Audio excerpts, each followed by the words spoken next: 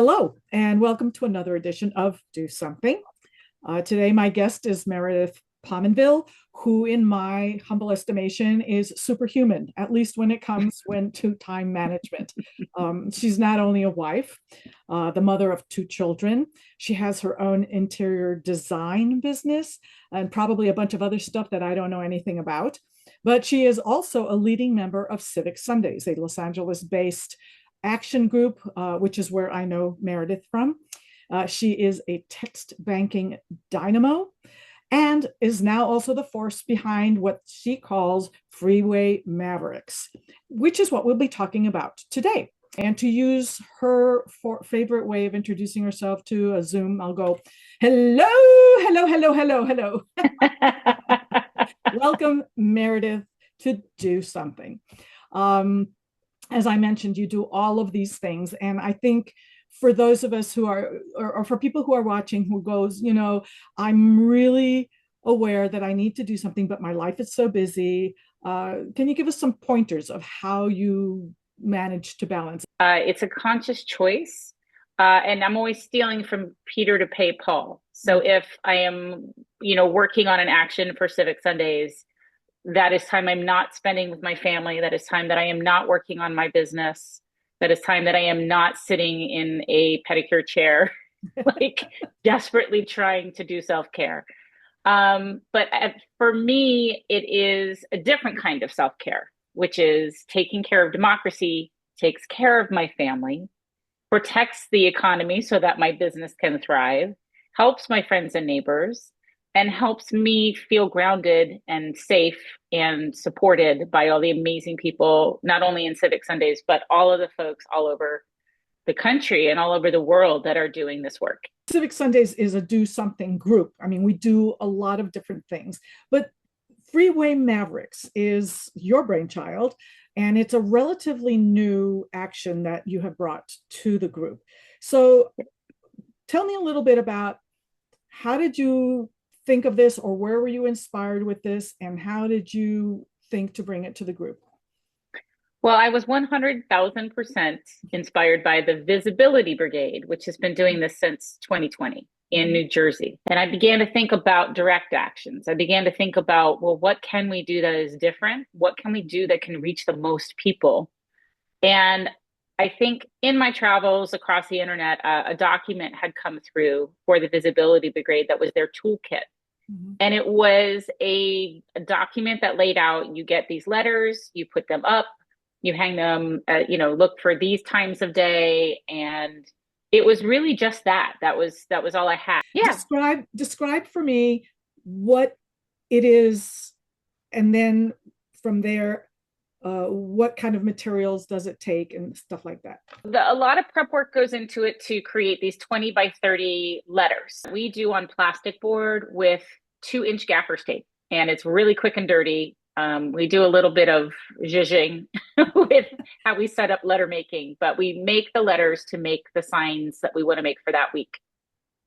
We schedule folks, we go up onto the freeway, and we place them against the fence. So you place them, or you hang them, or you hold them, or a combination? Well, it depends on the location. Every bridge or freeway pass is different.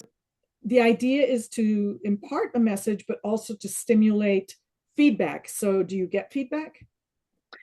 Yeah, so we choose our messages that'll be easily digestible to a person traveling at 80 miles an hour, which is even in rush hour is what's happening in Los Angeles. Well, I want to pause for a second, because even the people who flip you off have read the message.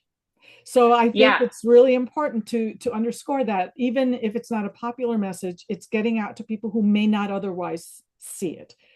It is singularly the most effective public outreach that Civic Sundays has done. When we stand there, and we stand there for 90 minutes, on average, we are reaching a total of about 18,000 cars. Okay, but that's just the time that you are up there. That we also have to add in the time to create the signs. And which we do, right. And we do that during Civic Sundays usually. I'm just trying to give people a realistic idea of how much time this particular action would entail. Well, I think it's an action that's best done in a group, and it doesn't mean that you can't start a group, Mhm. but at a minimum, you need 4 people, I would say. I want to go back to what you said earlier, because I know that people are looking for a wide range of actions, and everybody has a different level, risk averse level. Some just want to operate in anonymity, and others are willing to get arrested sitting on the steps of City Hall. So the first thing to know is that it is absolutely within your First Amendment rights to be physically on a freeway overpass, and you may hold signs of any kind. I think the only thing that prevents that is hate. So if you have a Nazi flag or insignia, that's not actually allowed. But any other type of message, as long as you are holding it, you are free to stand there and nobody can stop you. Mm-hmm. There are Caltrans regulations that do prohibit you from affixing things to the fence. So if in the case, permanently, well, even temporarily. Oh, okay. So understanding that, we are always aware that if a police officer comes up and tells us we cannot attach them, that we do have to take them down. It doesn't mean we have to leave. Mm-hmm. When we have had people come up that have disagreed with us or have been argumentative, and there've been a few in every location, mm-hmm. My stance, and the stance that I communicate out to all of our members, is we need to be calm and zero out the energy, meaning your hands are at your sides, your tone is quiet. No matter what they say, I generally say back, thanks for sharing that with me. Mm-hmm. Thank you. You bring up a point that this particular action is not ADA compliant. You're hiking up onto an overpass. So it totally depends on which freeway overpass, whether it's a street that has sidewalks or whether it's a pedestrian overpass. Mm-hmm. Is there a centralized place that people across the country can look up for something in their neck of the woods? 100%. Sherry and I were on a call for a local Los Angeles coalition group and found out that there was another group called the Tropical Meme Society. And there's groups popping up all over. And then we were contacted by the Visibility Brigade because they really wanted to draw everyone in and get everyone firing on all the same cylinders, share information, share strategy. If you are in the Los Angeles region and you want to join Freeway Mavericks, how can people get in touch? So the best way to find us is to go to mobilize.com and put in Civic Sundays Freeway Mavericks, and our actions will pop up. You'll be able to sign up. We have 2 different locations every single week. We're there Mondays and Wednesdays at each of these 2 locations. That's one way. Put that link over here in this section over here. I did want to mention, this is actually very social and it's very invigorating, right? Because there's a lot of feedback. You get immediate feedback for what you are doing. First of all, this is one of the most joyous things I have ever done. It is exhilarating to be standing over the river of cars that is Los Angeles, and having that immediate feedback. When you can make eye contact with a trucker and they raise their hand and they pull their giant horn, it is phenomenally satisfying. And it's soul filling. You realize you're not alone. I just want to interject here that you said something that's very important. That is any activism, whether it's Freeway Mavericks or postcards or phone calls. When you do this, you feel you are not alone. And I think that is the point of fascism, is to make everybody feel that they're alone and isolated, and that you can't do anything.